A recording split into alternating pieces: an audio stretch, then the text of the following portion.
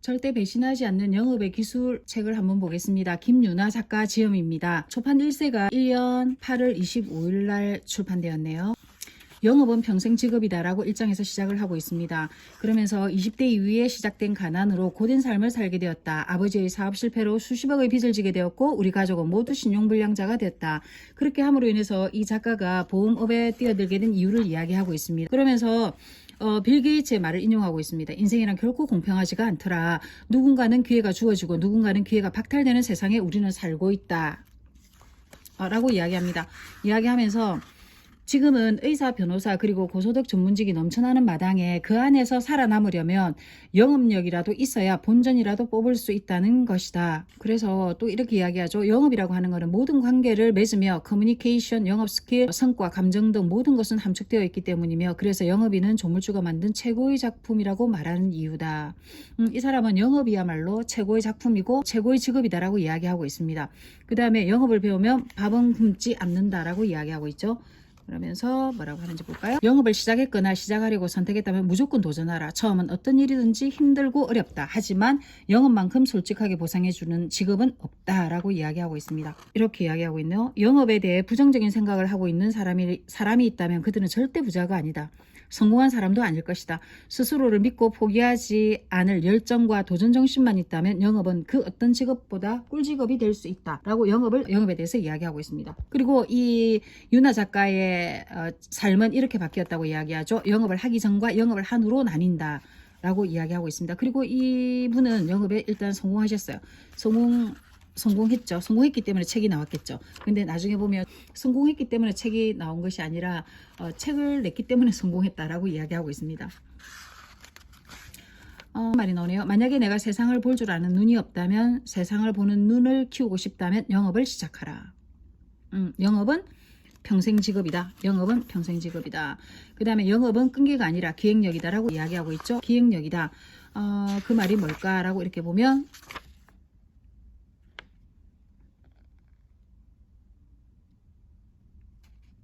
영업이라고 하는 것은 사람들에게 최고의 기회이고 나를 발전하게 하는 힘을 가지고 있다고 생각한다.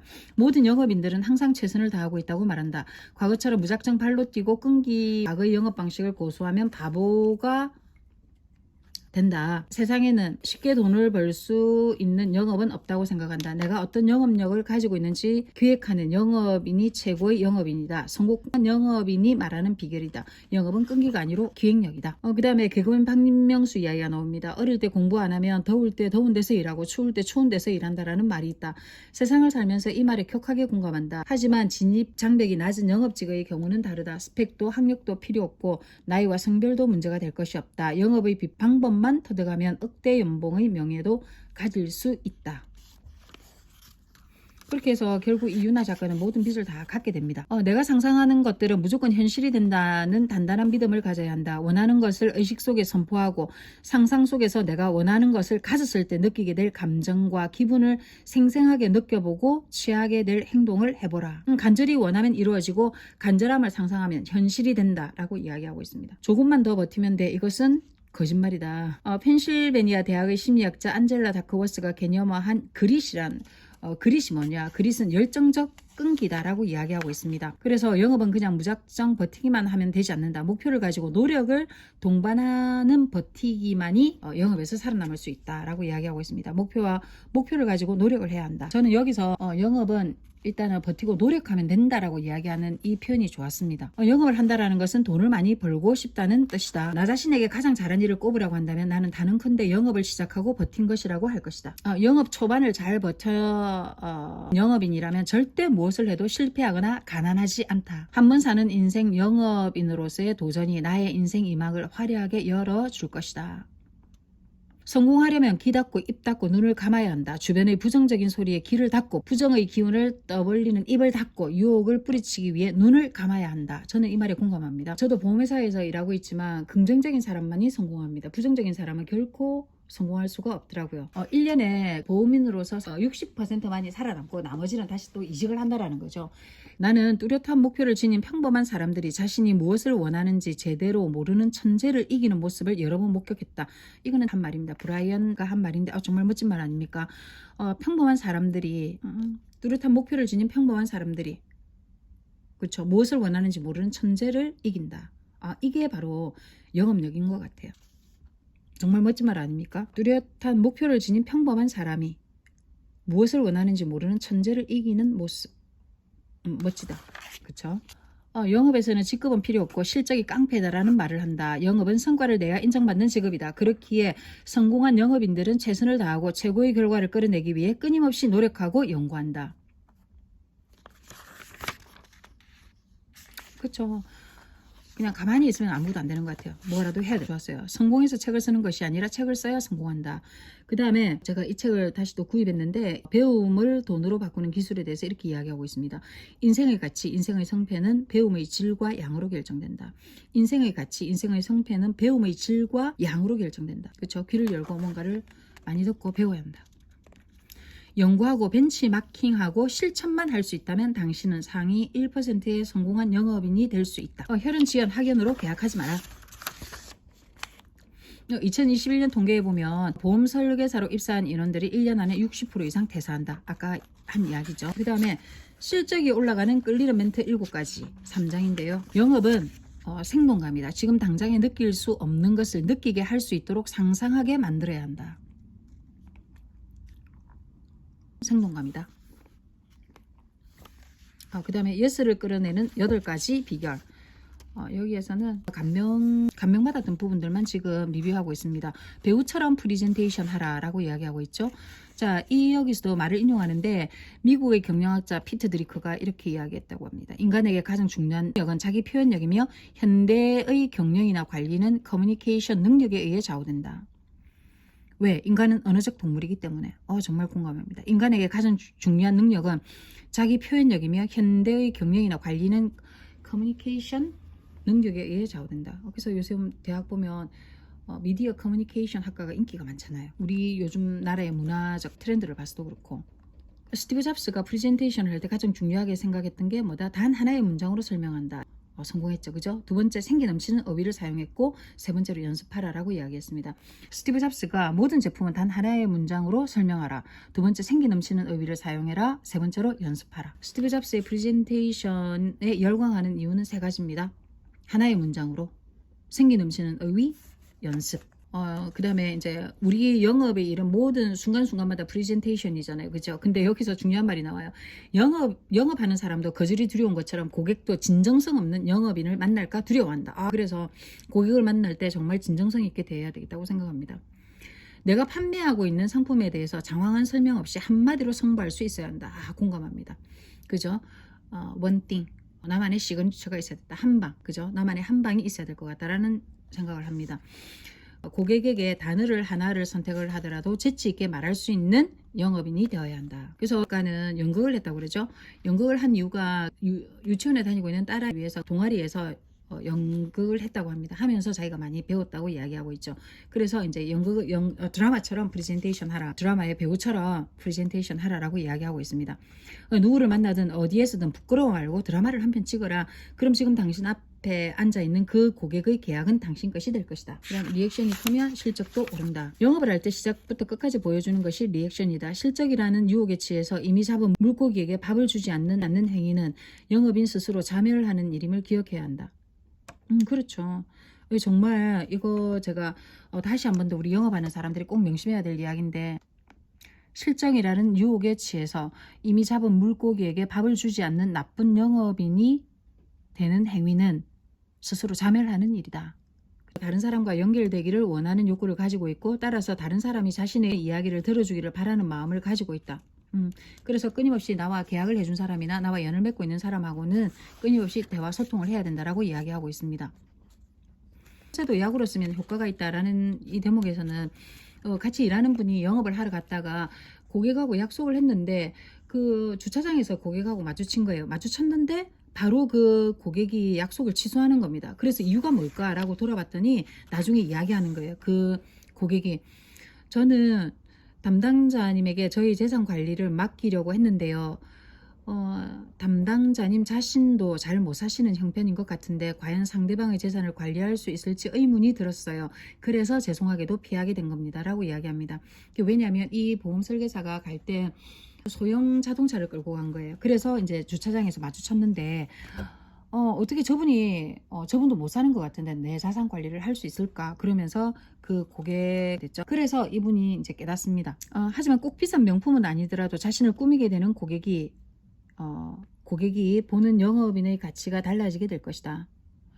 비싼 명품이 아니더라도 나를 꾸미게 되면 고객이 이제 보는 모습이 달라진다라고 이야기하는 거죠. 그래서 헤어스타일하고 자기가 이제 셀프 브랜딩을 좀 하고 나니까 매출이 30% 이상 올랐다고 이야기합니다. 그래서 전문적인 모습을 보여주기 위해서는 의상하고 메이크업이나 자동차, 기타 다른 소품에도 좀 신경을 써라라고 이야기하고 있습니다. 그게 그냥 그 고객에게 신뢰감을 주기 쉽다라고 이야기하고 있죠. 근데 우리는 보통 그렇게 생각하지 않잖아요. 그냥 난 가장 편안한 모습으로 가서 내 있는 그대로의 모습을 나를 팔기 때문에 나의 진정성만을 보여주면 된다라고 생각했는데 아는 분들한테는 그렇게 해도 될 것 같은 그렇게 하면 영업인은 잘해줘도 욕먹고 못해줘도 욕먹는 직업이다라고 이야기하고 있죠. 저 같은 경우도 저는 정말 너무 최선을 다해서 보험을 들어줬는데 나중에 그분이 뭐냐면 제가 통풍을 그냥 아주 사소한 특약 중에 통풍이 얼마 안 했거든요. 통풍 특약을 달라고 하니까 안다는 거예요. 자기 너무 건강하기 때문에 이거 필요 없다. 그리고 내가 그냥 아는 분 소개로 내가 설계사님한테 들어드리는 거기 때문에 난 가격을 정말 최대한 줄이고 싶다라고 이야기하는 거예요. 그래서 그분이 너무 건강하다고 하길래 그냥 제가 안 달았어요. 근데 그분이 한 3개월쯤 지나서 저한테 연락이 온 거예요. 그 사모님이 전화가 온 거예요. 우리 남편이 보험을 들었는데, 우리 남편인데 통풍으로 뭐 나오는 거 없냐고. 그때, 난 생생하게 그때 내가 통풍 특약을 넣어서 가져갔더니, 사장님이 반대하셔가지고 그걸 뺐다고. 그러니까 퉁명스럽게 전화를 끊는 거예요. 근데 끊었는데 나중에 또 있다 보니까 그분이 통풍으로 가서 검사를 받다가 보니까 전립선 암인 거예요. 그래서 통풍이 오면, 이게 제가 전립선암이 온다는 걸 알게 됐죠.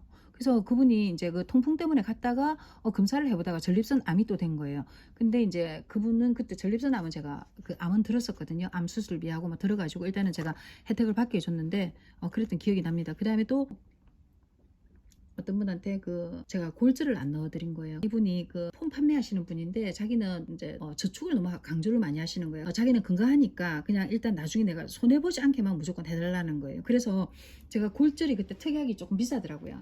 80세까지 보장 보는 건데 특약이 비싸서 그냥 내가 만기 때 100% 환급되는 거고 그 다음에 이제 큰 것만 넣었어요. 암 뇌출혈 암하고 뇌혈관 질환하고 심장 질환만 넣었던 거죠. 넣었는데 나중에 이분이 골절을 당하셨어요. 골절 보험금이 안 나온다고 내가 돈을 얼마나 넣었는데 내가 병원에 입원했는데 골절이 안 나온다니 말이 되냐고 이야기하시는 거예요. 근데 저는 또렷하게 기억하고 있었거든요. 그때 제가 이 골절은 80세까지 보장을 보니까 꼭 가져가야 된다고 했지만 그분이 반대하셨거든요. 근데 실제로 그런 경우가 좀 허다하게 많이 일어납니다.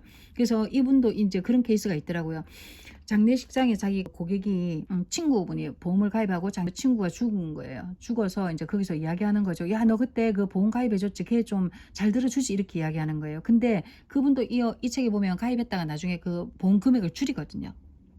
근데 갑작스럽게 이런 일이 일어나더라고요. 그 다음에 보험이 필요하지 않다고 주장하는 고객에게 강제성을 가져야 한다라고 강력하게 이 사람은 주장하고 있습니다. 저도 여기에는 동의를 해요.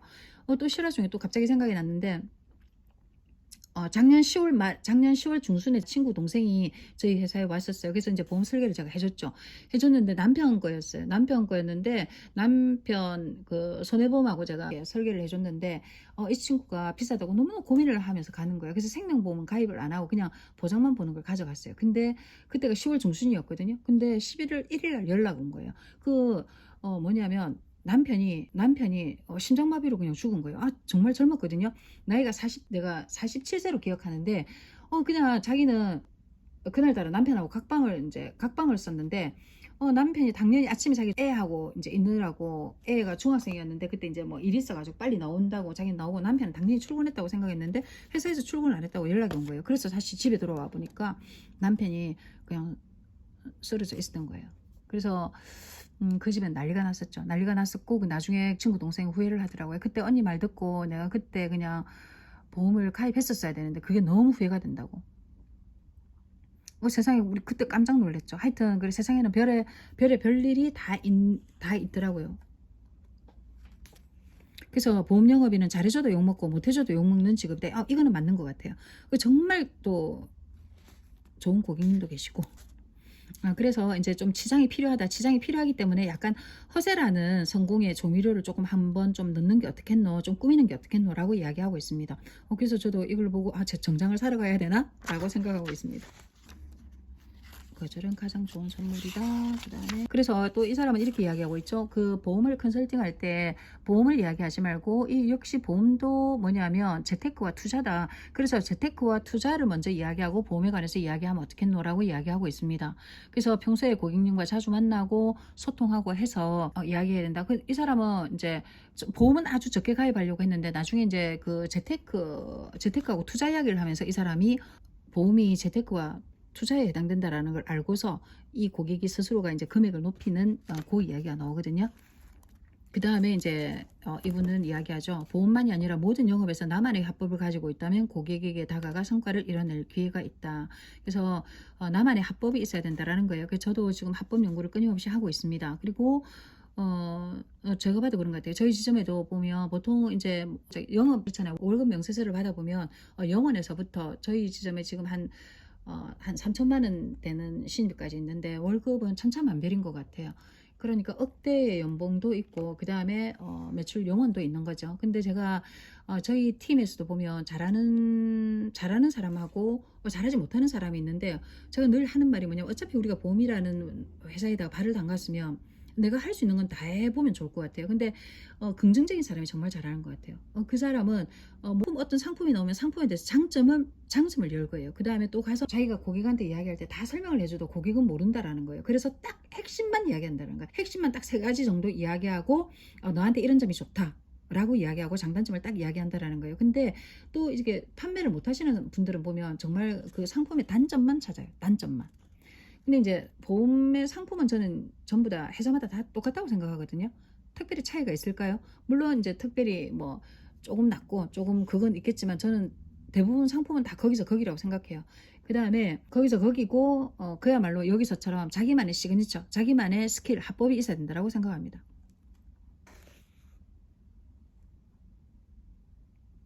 그 다음에 거절을 두려워하지 말고 당연히 거절이 나올 것이기 때문에 거절을 어떻게 거절할 것인가를 고민을 해라. 그래야 영업에서 살아남을 수 있다라고 이야기하고 있습니다. 그 다음에 가치와 공감을 파는 영업인이 되라라고 이야기하고 있는데 그래서 고객을 돈으로 보지 말고 진심으로 다가가라라고 이야기하고 있죠. 근데 보험 설계사든 모든 영업인도 마찬가지일 것이지만 먼저는 정말 고객이 진심으로 다 다가갑니다. 그리고 이렇게 이야기하죠. 영업은 확률 게임이다. 또 다른 사람을 만나서 또 상담하고 실패하면 또 다른 사람을 만나서 상담하고 상담하다 보면 성공 확률이 높아진다라고 확신한다라고 이 사람은 이야기하고 있습니다. 그 다음에 헨리 포드 나오는데요. 지위 향상을 위해 재산을 아끼지 마라. 젊은이가 해야 할 일은 돈을 모으는 것이 아니라 그것을 사용하여 장차 쓸모 있는 사람이 되기를 위한 지식을 모으고 훈련하는 것이다. 은행에 넣어둔 돈은 당신에게 아무것도 주지 못한다. 당신은 당신의 돈을 써라. 돈을 써서 배움에 아끼지 말고 투자하라고 이야기하고 있습니다. 정말 이 말에 공감합니다. 그죠? 먼저 뭐냐면 배움에 아끼지 말고 투자해라 라고 이야기하고 있습니다. 그래서 이분은 영업의 기술력을 배우기 위해서 정말 카드 빚을 내가지고 영업의 기술을 배웠다라고 이 작가는 이야기하고 있거든요. 그래서 또 이야기하죠.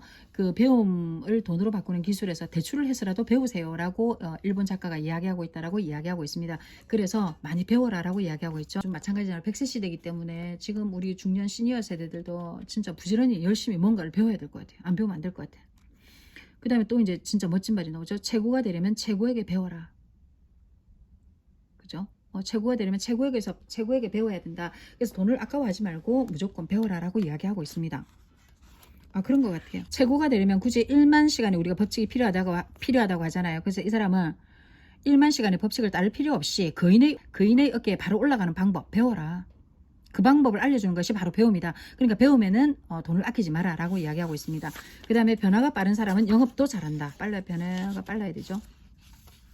그 다음에 요즘은 인터넷으로 고객들이 다 안다라는 거. 어떤 영업이든지 간에 고객이 다 안다라는 거예요. 세종대왕이 그런 말 했잖아요. 가장 무지할 것 같지만 백성이 제일 똑똑하다. 백성이 제일 먼저 안다라고 이야기했듯이 모든 고객이 다 안다라는 거예요. 자동차든 보험이든 어떤 거든 전부 다 알고 있다라는 거예요. 다 알고 있기 때문에 진솔하게 다가가라라고 이야기하고 있습니다. 그 다음에 작은 센스가 고객을 감동시킨다. 그래서 1년에 한두 번 정도 고객에게 자료가 메시지를 보낸다. 생일 또는 결혼 기념일에 뜻밖의 연락과 선물을 받는다라고 이야기하고 있죠. 이분의 고객은 그렇다라는 거예요. 나는 1년에 한두 번 정도 고객에게 작은 선물과 메시지를 보낸다. 생일이나 결혼기념일에 선물을 보낸다고 합니다. 좋은 것 같아요. 그리고 손편지도 쓴다고 이야기하네요. 그 다음에 이제 우리가 다 모든 사람들이 다 제품이라는 걸 다 알기 때문에 영업을 제대로 하고 제대로 된 서비스를 하면 고객이 오히려 찾아온다라는 거예요. 그렇게 돼야 된다. 그래서 저희들도 정말 그렇게 해야 될 것 같아요. 그리고 끊임없이 고객에게 연락하라고 이야기하고 있습니다. 나는 일하고 있다. 나를 기억해 주세요라고 계속 끊임없이 이제 터치를 계속 하라라고 이야기하고 있습니다. 그리고 진심을 다해 영업하고 진심으로 고객을 대해라. 세상에 쉬운 일은 하나도 없다. 쉽고 편하게 돈을 벌고 성과가 뒤따르는 일이 있다면 그것은 사기다. 라고 이야기하고 있습니다. 그리고 꿈이 있는 영업인은 아름답다. 돈이 인생의 전부는 아니지만 가장 기본적인 삶을 영위하기 위한 수단이 바로 돈이다. 돈을 벌어야 마음에 여유가 생긴다.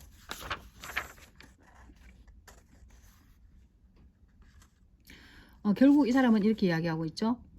나만의 합법을 통해서 현재 내가 하고 있는 영업의 전문가가 되도록 노력하자. 노력이 쌓이고 노하우가 쌓이면 언젠가 나는 정상에 서 있을 것이다. 우리는 상위 1% 영업입니다. 저도 상위 1% 영업인이 되도록 하겠습니다. 이상입니다.